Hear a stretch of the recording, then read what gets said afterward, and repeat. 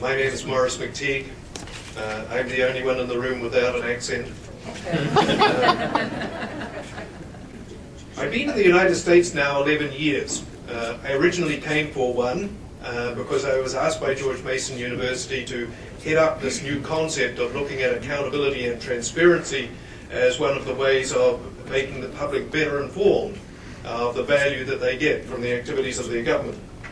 That 10 years has, for me, been extremely interesting because we have seen something that is a worldwide trend gathering momentum in the United States as well. The $10,000 word in politics today seems to be transparency, but transparency is important only because it allows accountability to happen. In the absence of transparency, there can be no accountability. The technology of the 21st century allows that transparency to be much more readily available to people than ever before. You don't have to go to the archives to find a particular document that discloses whatever it is that you want. We would be very keen to see governments across the United States start to change the definition of the term disclosure, so that disclosure meant on the internet, in a searchable form, with all of the raw data available so that people could actually use that information. We actually think about disclosure in terms of, can you find the information? If you find it, can you read it and understand it? And if you can read it and understand it, does it tell you what it is that you need to know? There was something quite dramatic that happened in Congress just about 2 years ago. It was an initiative led by Senators Coburn and Obama, who managed to move through Congress a piece of legislation that requires the federal government to disclose online all federal spending by recipient, by amount, by purpose. It's called usaspending.gov. It accounts for about $3 trillion in spending. The information is no more than about 30 days out of date. It's very readily usable. I invite you to go and have a look at it, and you can search it in any way you like. We think that that might be sort of the hallmark for transparency sites for governments. We know of about 20 plus states that are currently in the process of either passing or implementing transparency legislation. It's not an extraordinarily costly process. The entire federal government site costs less than $500,000, I think, and over 5 years cost about $1.3 million. And states have been able to put their transparency sites in place for somewhat less than $100,000. The value to the public is enormous, but the transparency debate doesn't stop there. Transparency is also about results.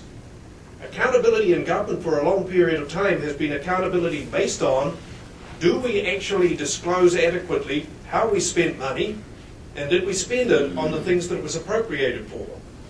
The missing component was, what did we, the public, get for that expenditure? So there is also a move now to make results much more transparent. A result being, what public benefit arose from the expenditure of that money? So if you spend money on literacy, we need to know how many people were made literate. Of each of those activities that were funded, we really need to know which are extremely good at making people literate, which are mediocre, and which don't work. And it was interesting listening to the President's presentation last night that he actually identified one of the things that he's going to go after in the budget to be announced on Thursday are those things that the government funds that aren't effective. One of the catch cries in government when I was a member of Cabinet was, we won't spend money on things that don't work. Now that's a great catch cry. The biggest problem was we didn't know what worked and what didn't work. And it took some years to be able to identify that. So part of this transparency effort is to be able to have that kind of transparency. We need to know the results of spending. We need to know the benefits that came from that spending. We need to know whether we're actually using the best tools available to us. There's a tendency for governments to consider programs to be institutions. They're not. They are tools. And like all other tools, we should replace them with more effective and more modern tools if they're available to us. What should be right at the top of our agenda is how can we maximize the public benefit that we're seeking from these activities. For example, this kind of transparency, when I use an example from my own country, leads us to realize that in some instances we have been dealing with the consequences of problems but never started to address the causes. One of the issues that I dealt with when I was a member of Cabinet with my colleagues was the issue of welfare. And when we looked at the beginning of welfare in 1938 to that period of time, 1990, we saw that the trends were that more and more people were on welfare regardless of what happened in the economy.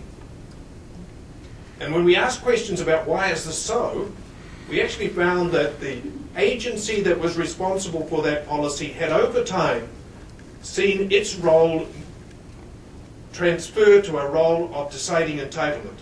Who was entitled to support? How much entitlement were they? How much were they entitled to? And how did they recover inaccurate or incorrect payments? Those kind of things. What they'd actually forgotten was that the real intent of that legislation in the first place was to move people from dependency to independent living. Now, the reason that they were dependent in many cases was because they couldn't read or write, they couldn't speak the language, they didn't have the skills that were necessary to be able to get a job, they had dependency problems, or they had health problems. If you addressed those issues, then you could move them from dependency to independent living. So what we measured in future was the success of that organisation in moving people from dependency to independent living. Interestingly, their performance went up 300% in year one. Now those are real benefits when you can count the fact that you've successfully moved somebody into an independent living state. The value of this transparency is to be able to unearth those things and help governments to be able to make better decisions that will produce for their citizens much better outcomes than if we just continue to repeat what we've done every year in the past, but maybe just give it more by way of resources or taxpayer dollars. Mr. Chairman, I'm very happy to be able to make this presentation to you. Can I just start with one vignette from this week in Washington, D.C. and the value of transparency. The mayor of Washington, D.C. was being questioned by the media on Monday about a trip that he took recently to Iraq. And the mayor of Washington normally has his itinerary up on the mayor's website where everybody can see what's happening. But this particular trip had not been posted on the website. So the media was questioning him about what had happened. And the mayor posted on the website that he had indeed gone to Iraq, that he had gone with his family, that the city paid for his costs, he paid for his family's costs, and the reason it wasn't disclosed because security told him that it would be very unwise for him to foreshadow the fact that he would be present in Iraq. The day later, the issue had disappeared because that transparency satisfied the public need to know. What I'm recommending to you is thinking of transparency and that kind of disclosure that takes away a lot of the need for comprehensive or excessive rules, laws, or regulations. Thank you, Mr. Chairman. It would be my hope that that today's committee hearing will help further the discussion here in Kentucky for expanding our transparency efforts.